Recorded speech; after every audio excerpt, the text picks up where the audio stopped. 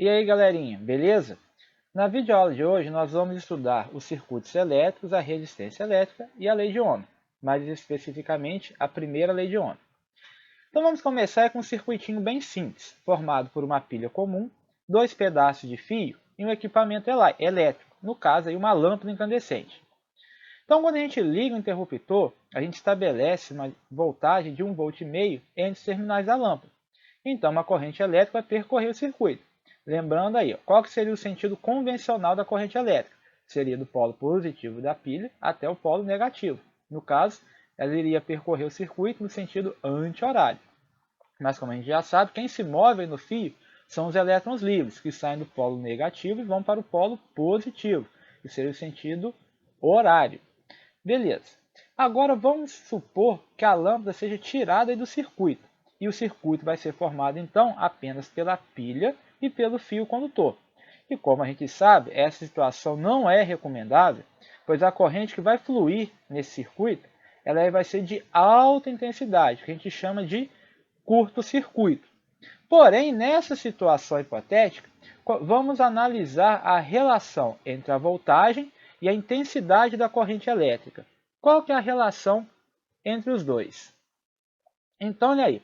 As cargas elétricas que se deslocam pelo fio sofrerão certa resistência ao seu deslocamento, uma vez que efetuam uma série de choques com as partículas, no caso, os átomos do condutor. Essa resistência poderá ser maior ou menor, dependendo das características do condutor. Portanto, a intensidade de corrente dependerá da dimensão dessa resistência, mesmo que se mantenha constante a voltagem fornecida pela pilha.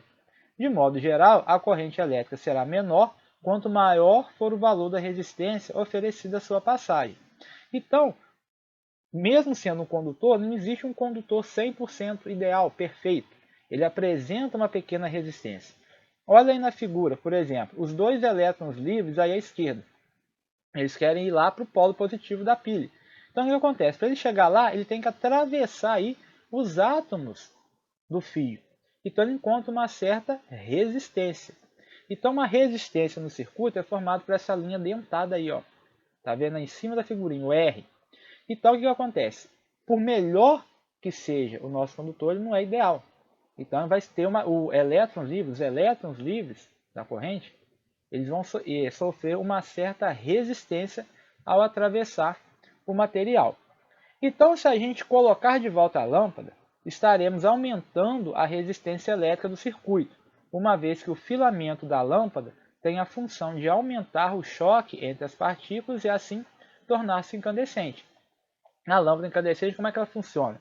Você tem os elétrons livres ali chocando com os átomos do filamento de tungstênio, isso gera calor e esse calor gera luz, que é a iluminação da lâmpada, né? A luz da lâmpada, que é formada pelo atrito dos elétrons livres com os átomos do filamento de tungstênio. Então, aí, continuando, o valor da resistência elétrica do filamento é muito maior do que aquele que o fio pode oferecer à passagem da corrente. Então, nesse caso, podemos considerar a resistência do filamento como única em todo o circuito. Isso acontece porque a resistência do filamento é muito maior do que a do fio que forma o circuito. Então, a gente pode considerar que a única resistência que tem nesse circuito é o filamento da lâmpada. Então, olha aí, esquematizando aí de uma outra forma, aquele circuitinho da figura. A gente tem aí a pilha, representada pelo sinal positivo e negativo, a resistência R, formada pelo filamento, e a corrente elétrica aí passando no circuito. Só lembrando que esse circuito não é igual ao da figurinha, por isso que a corrente elétrica está no sentido horário. Lá na figurinha, a corrente elétrica no sentido anti-horário. Então, aí. Então, para caracterizar a oposição que um condutor oferece à passagem da corrente elétrica, que a gente sabe que é representada pela letra I, através dele, quando submetido a uma diferença de potencial V ou U, define-se a grandeza denominada resistência elétrica R do condutor. Então, o que é resistência elétrica? A resistência elétrica de um condutor é a capacidade de um objeto, de um material, de opor-se à passagem de corrente elétrica, quando submetido a uma diferença de potencial. Então, quando você cria uma diferença de potencial no condutor, você vai ter um fluxo de elétrons livres, que é a corrente elétrica. Porém, ela vai apresentar uma certa resistência, para atravessar esse material. Essa resistência que ele tem é a resistência elétrica.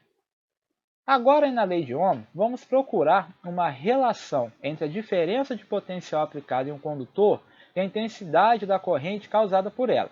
Então, para isso, a gente vai considerar esse experimento aí, que é um fio metálico de tungstênio, que é submetido a uma diferença de potencial U. Então, se tem esse fio metálico de tungstênio, você estabelece uma diferença de potencial entre seus dois terminais, então você vai ter uma corrente elétrica de intensidade I. Então, vamos supor que um sistema de refrigeração mantenha constante a temperatura do fio. Como a gente já sabe, se a gente ligar uma resistência aí na tomada, ela vai aquecer. Então, a gente quer manter a temperatura desse filamento aí constante. Aí, o que acontece? Se a gente usar uma pilha comum, como a gente sabe, a diferença de potencial, a voltagem da pilha é de 1,5 V, vamos admitir que a corrente seja igual a 0,1 A. Então, se eu estabelecer uma diferença de potencial entre as duas extremidades aí do fio de tungstênio, eu vou ter uma corrente de 0,1 A. Agora, vou usar duas pilhas comuns ligadas, então vou ter uma diferença de potencial de 3 volts. Aí, nesse caso, a gente vai constatar uma corrente de intensidade igual a 0,2 amperes. O que a gente pode observar? Eu dobrei a minha diferença de potencial de 1,5 V para 3 volts. E o que aconteceu com a corrente elétrica? Também dobrou, de 0,1 para 0,2. Agora, se eu usar uma bateria de 6 volts, colocar a diferença de potencial no filamento de tungstênio de 6 volts, olha o que vai acontecer com a corrente. Passa a ser de 0,4. Eu quadrupliquei a minha diferença de potencial, de 1,5 para 6. E o que aconteceu com a minha corrente? Também quadruplicou, de 0,1 A para 0,4 A. Então, esse resultado experimental, que também pode ser demonstrado por teoria, revela que a diferença de potencial U e a intensidade de corrente I são grandezas diretamente proporcionais, ou seja, quando uma aumenta, a outra também aumenta. Ou seja, se eu dividir 1,5 V por 0,1 A, é a mesma coisa que dividir 3 volts por 0,2 amperes, que é a mesma coisa que dividir 6 volts por 0,4 amperes, que dá 15 volts por ampere. Você mantém aí a proporcionalidade. Então, a gente viu aí que a razão, diferença de potencial pela corrente, é constante. Então, essa proporcionalidade entre a diferença de potencial U e a corrente elétrica I pode ser visualizada por meio desse gráfico, construído aí a partir dos valores que foram citados. Olha então, quando a diferença de potencial 1,5 V, corrente 0,1 A. Quando a diferença de potencial 3 volts, corrente 0,2 A. Diferença de potencial de 6 volts, corrente 0,4 A. Então, tem esse gráfico aí, que é uma reta que passa aí pela origem. Então, essa constante encontrada recebe o nome de resistência elétrica do condutor, que a gente vai simbolizar aí pela letra R, que é aquela mesma resistência elétrica que os elétrons livres encontram, ao percorrer um fio. Então, os condutores para os quais vale a proporcionalidade entre a diferença de potencial e a corrente elétrica, que é o caso dos metais, são chamados de condutores ômicos. E a expressão U sobre I igual a R, com R constante em temperatura também constante, é conhecido como a primeira lei de Ohm, fruto do trabalho do físico alemão Georg Simon Ohm. Ele aí que nasceu em 1787 e morreu lá em 1854. Então, quem que é o homem aí? É o homem, né? O-H-M, não o homem. Piadinha sem graça. Então aí, Georg Simon Ohm estabeleceu a noção de resistência elétrica e publicou as suas observações em 1827, no trabalho cujo título foi O Circuito Galvânico Matematicamente Analisado. E nesse trabalho ele apresentou os fundamentos das futuras teorias dos circuitos elétricos. Então, o trabalho dele contribuiu muito para os circuitos elétricos. Tudo que a gente tem hoje em dia, que é elétrico, eletrônico, com certeza tem dedo dele aí. Se não fosse por ele, poderia ter atrasado muito o desenvolvimento da parte da eletrônica. Então, vamos ver aí a primeira lei de Ohm. Em um condutor ômico mantido a temperatura constante, a intensidade de corrente elétrica é proporcional à diferença de potencial aplicada entre seus terminais. Então, a gente viu que U sobre I é uma constante e que essa constante é a resistência elétrica. Então, como o I está dividindo, passa para o outro lado multiplicando. Então, U é igual a R vezes I, onde U é a diferença de potencial, R é a resistência elétrica e I é a corrente. Beleza? Então, aí, qual é a unidade medida de resistência elétrica? Então, a unidade medida de resistência elétrica é, no Sistema Internacional de Unidades, derivada da divisão entre o volt, V, e o ampere, A. Essa unidade recebe o nome de ohm e é indicada pela letra grega maiúscula ômega, que parece uma ferradura de cavalo. Então, se em um fio, um filamento, você estabelecer uma diferença de potencial de 1 volt e a corrente que o percorrer for de 1 ampere, então a gente sabe que a resistência elétrica desse filamento é de 1 ohm. Beleza? Então agora, para aprofundar o conhecimento de vocês, vamos resolver aí alguns exemplos. Primeiro deles, um resistor elétrico é submetido a uma tensão elétrica de 60 volts. E a intensidade de corrente que o atravessa é de 6 amperes. Letra A. Qual é o valor da sua resistência? Então, quais são os dados que ele me deu? Ele me deu a diferença de potencial, que é de 60 volts, e a intensidade da corrente, que é de 6 amperes. Ele quer saber o valor do R. Quanto que vale o R? Então, se eu for usar a lei de Ohm, U é igual a R vezes I, U 60 volts, o R eu não sei, e o I 6 amperes. O 6 está multiplicando, passa para o outro lado dividindo. E a minha resistência vai ser 60 volts dividido por 6 amperes. 60 dividido por 6, 10. Então a resistência aí desse resistor é de 10 ohms. Beleza? Na letra B, se submetermos o mesmo resistor a uma nova tensão de 30 volts, qual será a intensidade da corrente que o atravessará? Admita constante a temperatura. Então agora a minha diferença de potencial não vai ser mais 60 volts, e sim 30.